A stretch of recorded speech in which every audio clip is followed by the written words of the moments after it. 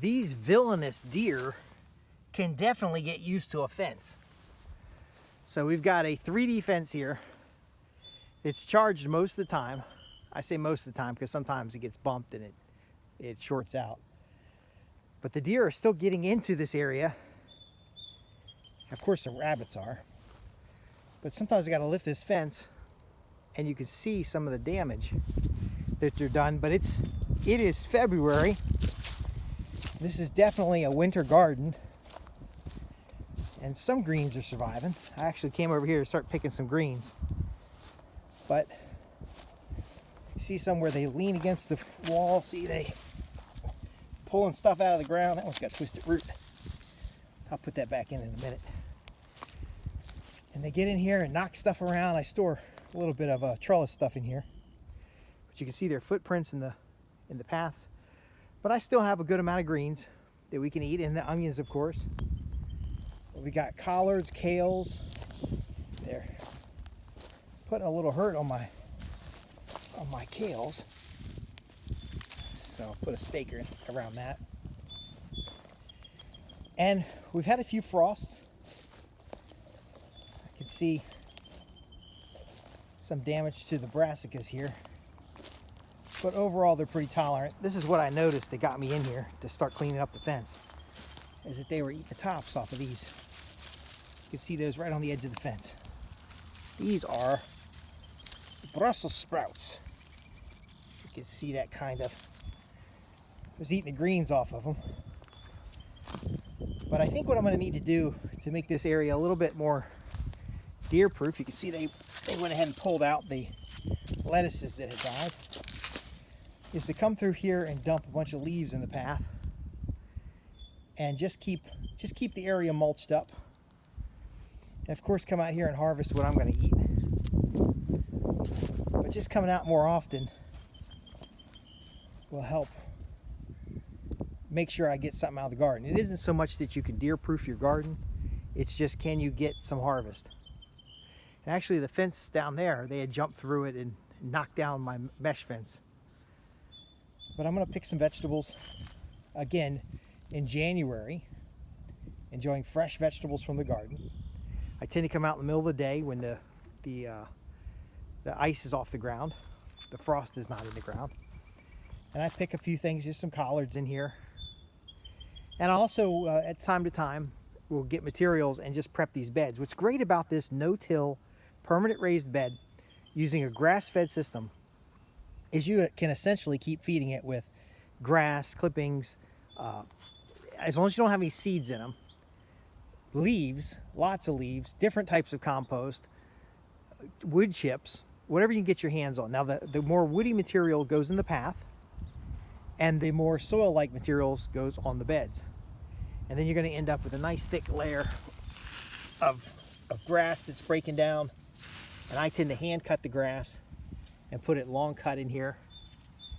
And it'll just keep feeding. Now some of these things like this ginkgo or gyoto, whatever it's called, I just can tear it off and throw it on the surface. It's going to keep coming back. It's going to get pretty vicious. It likes acidic soil, so it tells me this soil is a little acidic right here.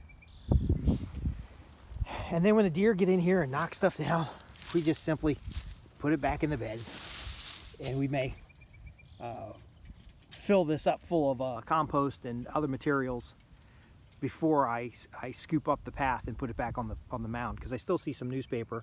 Remember, this bed right here is the new bed, just put in the fall. So I put the bed in using this method. Click the link below to see the video on how to do that. And then as the beds mature, you get a nicer bed like what's up there. I usually do these with a big wide path in the middle and then some narrow footpaths on the side. But this was cut out with the BCS tractor. And it's a little exclusion area here for some vegetables. Over time, I'll cut down this hill more and mound this bed higher. But you can see, again, the deer are grazing the tops and pulling out some things. So I'm going to get off this video. Click the link below. I got more videos to show you. I'm actually going to get off this video and replant some of the things the deer had pulled out, just so I have some more collards and greens coming along. And then I'll do some more tidying up of the fence. to try to keep them out of here, because I'd like to eat some of what I'm growing. Kale. And again, we throw, this is basically after I crush the okra pods to get the seed out of them. This is basically just the okra pods thrown back on the bed. So all of our residual materials, all of that again goes right back on the beds. Our crop residue goes right back on the beds. Ideally, you'd top it with compost periodically, but I got in trouble with the city for having compost in my front yard. So I did have a nice compost pile up the hill over there. So now I just receive the raw leaves. And again, the raw leaves are a little acidic, so I'm going to put them in the paths, and then they'll get walked on, they'll absorb nutrients, they'll break down, and then I'll scoop it out of the paths and layer it on the beds, because even these wood chip over time becomes high quality soil. So we layer in more and more wood chips in the paths to the point that the wood chips are almost as tall as the beds. And then as you walk it down over time, deer come in here and take dumps periodically as they're snacking away on my garden. It breaks down in the soil, then that soil can be then mounded up on these beds. And since I'm never tilling these beds, but I'm always layering in new materials, the beds stay nice and crumbly, and it's just really a nice thing to plant in.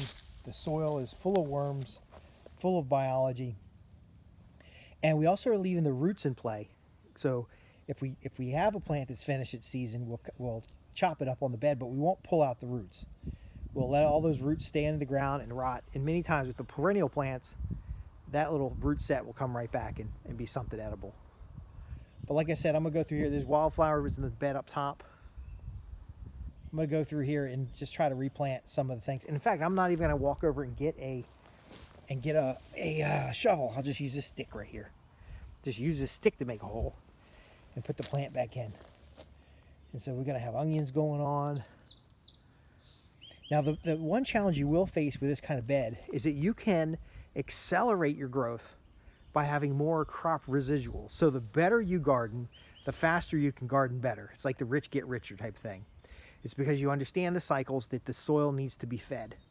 So one challenge you may come up with this is to find enough raw materials to add to the bed. Now again, we can use grass clippings, but they're cut a little bit too fine and they'll sometimes clump up. So I'd rather have the grass clippings mixed with leaves and turned into compost. If you can cut the grass long using a sickle or scythe, then that's great because it doesn't mat so much. If you can grow a lot of biomass, such as a cover crop, which is going to be difficult to grow in here because you kind of just have to put plant starts in. But if you just keep growing biomass somewhere and keep putting it on the beds, you can actually accelerate the soil growth and develop hardier, faster growing plants. Plants that can take a little bit of pressure. Things like dinosaur kale and stuff like that. It's cut and come again. But when the dumb deer pull it right out of the ground, then it's a little bit harder to keep it growing.